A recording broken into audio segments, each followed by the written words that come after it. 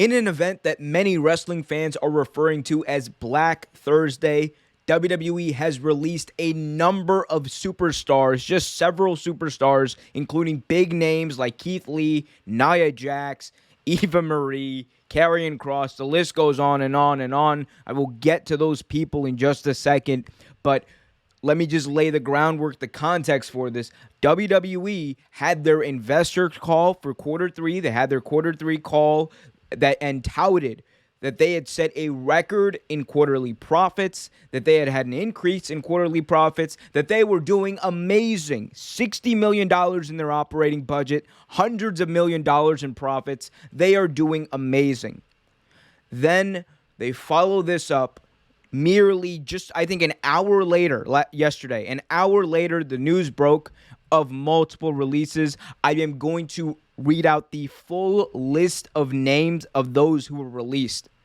And then, later on, we'll talk about each one specifically. But here's the list.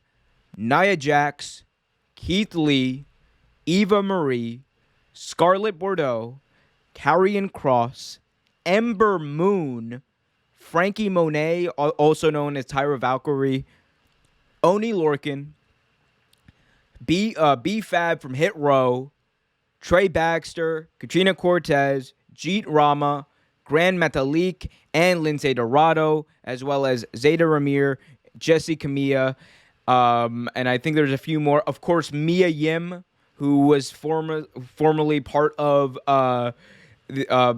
NXT. Harry Smith as well. He had just been re-signed.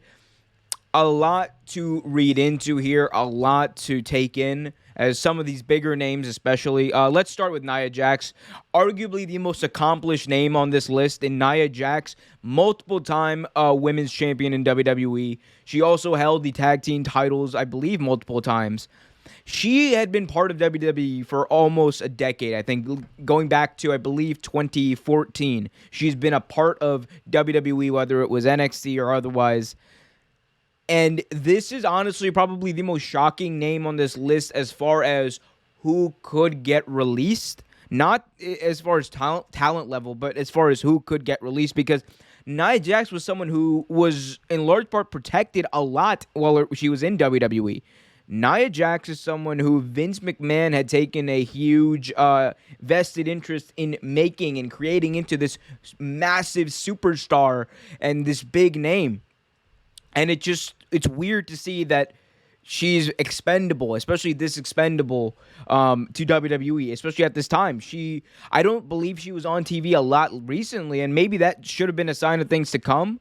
But she was in the limelight. She had been having matches with Charlotte. She had been having matches for the tag team titles. Just if you go back just 2 months, she was basically in a primetime slot in the women's division, and now she's gone. And it is just a weird thing that we can point to. The reason they're giving for all of these releases, by the way, are budget cuts, which, considering the fact that they literally just registered a record in profits, I don't get. It makes no sense. They're lying. There has to be something else or other motivations. We'll get into the rest later. Let's get to another name, Keith Lee. Keith Lee was someone who a lot of other people were surprised at seeing, and I would say he's probably at least number 2, if not, he's top 3 as far as who I thought on this list was the biggest surprise, because Keith Lee had just been on television a week ago.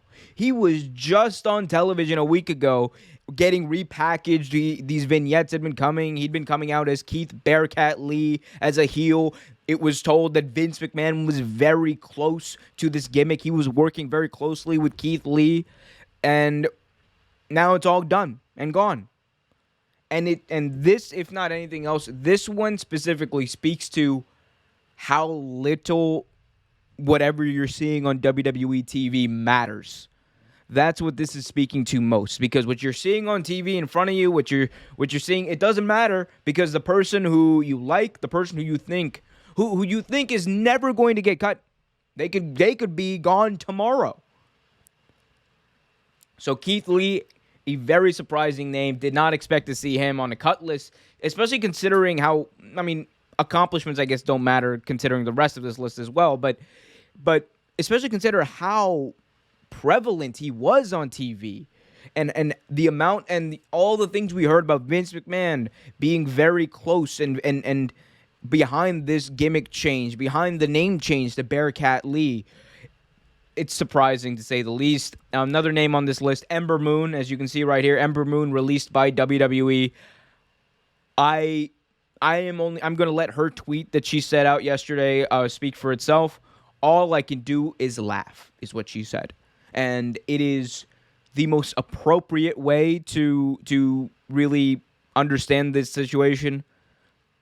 I don't understand this cut. I just don't. From any perspective you give me, whether it's money, whether it's, I don't even know, age or all the other things that play into this, I don't understand that release. Like, that's the one you are literally handing them a prime time main event talent. You are handing AEW this talent because I promise you, my prediction for Ember Moon is easy. She's going to AEW. She's going to get paid by AEW, and she's going to be in the main event pretty freaking soon. That is how great of a wrestler, a performer, Ember Moon is. She is popular amongst the fans. I don't get this release at all from any perspective. She just spent a lot of time in NXT. Maybe that's what led to it. Perhaps it was the fact that she was kind of out of the main roster spotlight. Maybe they thought that her the Ember Moon magic or whatever may have worn off. I don't get it.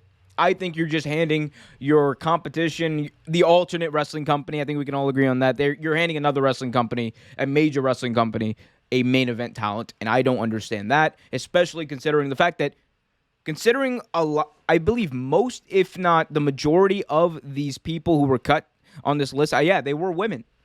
So you've just gutted a few people from your main event scene on your women's division, and the one woman who you could have brought up from NXT and just put right in there in the main event, gone. Weird. Very weird. Another female talent who was let go was Eva Marie. And Eva Marie's release is also a little bit of a surprise, as she'd only just returned to the company. I think she just returned in July. She had just signed a contract. She was supposed to be there. She was off shooting a movie, and now she's released. That one I'm also kind of confused about, because that's like another thing of Vince specifically, I think, wanted to bring her in. So that doesn't make a lot of sense to me. The other people on this list, of course, Karrion, Kross, and Scarlett Bordeaux. The saga of Karrion Kross on the main roster is the biggest thing you can point to at WWE failing to get NXT talent over. They didn't bring Scarlett up. They had him job on his first night as the NXT champion. When they brought him in the second time, they repackaged him in that outfit. I don't even need to talk about that. And they tried to repackage him again. Didn't work. Now he's gone. And it is weird because he had just been pulled off TV to be repackaged. I don't get it. They did have Scarlett come up with him, which I don't get, because that is part of the gimmick. That is part of what they're doing. Makes no sense to me. How about this? From now on, insert makes no sense to me for everyone who's been cut. Hit Row member B-Fab was also cut. She had just signed a contract. B-Fab had just signed a contract, I believe, just a few weeks ago, if not earlier than that. I don't get it. I really don't get it. It's baffling. All of this stuff is just utterly baffling. This is like the one person in the group. Yes, she didn't have the wrestling ability, maybe the WWE wanted, but she could talk. She could legitimately cut promos and talk. And it's not like WWE, I wonder if only there was a developmental system where you could teach people to become better wrestlers. Oh, wait, you had it in NXT, and then you decided to bring them all up. Maybe be a little more patient next time, or use people to their ability. It's so weird. They'll cut someone like B-Fab, but then they'll have Lio Rush, who is one of the best in-ring performers in the world. They'll have someone like Lio Rush just be someone's valet and not wrestle. That's this company. But another one doesn't make sense. Moving on to the list, you have Gran, Metalik, and Lince Dorado. Gran, Metalik, and Lince Dorado. This is a separate situation because I believe Gran Metalik, I know at least confirmed that he wanted to be let go. He told WWE a while back that he wanted out. He requested his release some time ago. Lince Dorado is also reportedly unhappy with WWE, so I guess they got their freedom. They wanted that, so I'm happy for those two in that situation. Again, other people, Mia Yim, she's also, it's weird this time. We had two couples actually let go in this situation. Mia Yim and Keith Lee, I believe, are partners. They are a couple, and they were both let go. And you have Scarlett, obviously, and Karrion Kross. So Mia Yim, she's someone who we had not seen on WWE TV for a long time. It was weird when they just dropped her from Retribution, and nothing really came of that. And she's a talent. She's a talent that people know. She's a talent that can work in the ring. I'm surprised they don't have a slot for her. I'm just very surprised at that. You have other people. Franky Monet, a.k.a. Tyra Valkyrie, she was let go. It's weird. I believe she just debuted on the NXT roster. So that's weird. Also, she's married to John Morrison, and she's going to go and have a market. Like, that's just the truth. I don't understand why they changed her name. She was a known commodity, a commodity that had fans. I don't know why they changed her name. I don't know why they gave her... I mean, the puppy's kind of cute, but regardless, I don't get it. The other names on this list, just quick notes, specifically Harry Smith. The only thing that's surprising about his release is the fact that he had just been signed over the summer, and that's the thing. A lot of these people, or some of these people, you talk about Eva Marie, you talk about, Davey Smith, Harry Smith, you talk about, people like B-Fab. These are people who just recently signed contracts, and it gets to the question, why? There are three prevailing theories that fans have. One of them, legitimately budget cuts, which you have a lot of WWE fanboys, fangirls, fan people, defending with their stand with WWE stuff. Legitimately. I don't know why. Then you have the more realistic of the two. The most realistic of the two is they are trying to create more profits for the next quarter and get a jump start on the next quarter. Could that be because they want to sell? Possibly. The other rationale is that it was reported that some of these people, at least 5, were not vaccinated, and that could have played a part in this decision. I could see that happening. Not going to go into whether or not I agree with that, but I could see that happening and being a reality, especially with the federal mandate coming up, if people were adamant not to. But overall, the entire thing of budget cuts is bullshit.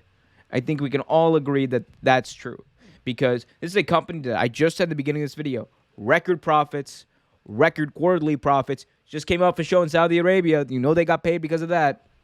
Makes no sense. I'll talk about where some of these people might go in a later video, but WWE at it again with these releases. Thanks for watching this video from Real Take Sports Talk. Remember to like, share, subscribe, hit that notification bell so you get notified whenever a new video is released. Also remember to check out our live show every single Thursday at 8 p.m. right here on the YouTube channel. And remember, keep it real.